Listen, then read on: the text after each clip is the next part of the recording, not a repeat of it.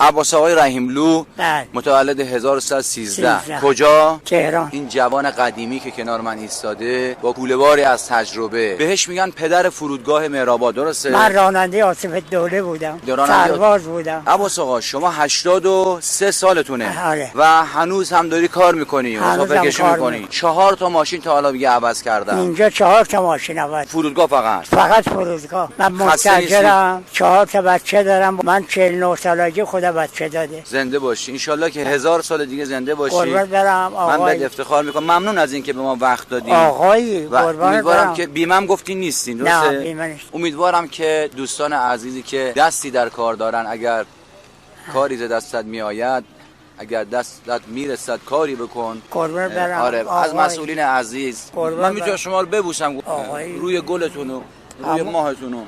همون کرایه دادی فهمیدم آقای. اختیار وظیفه ما.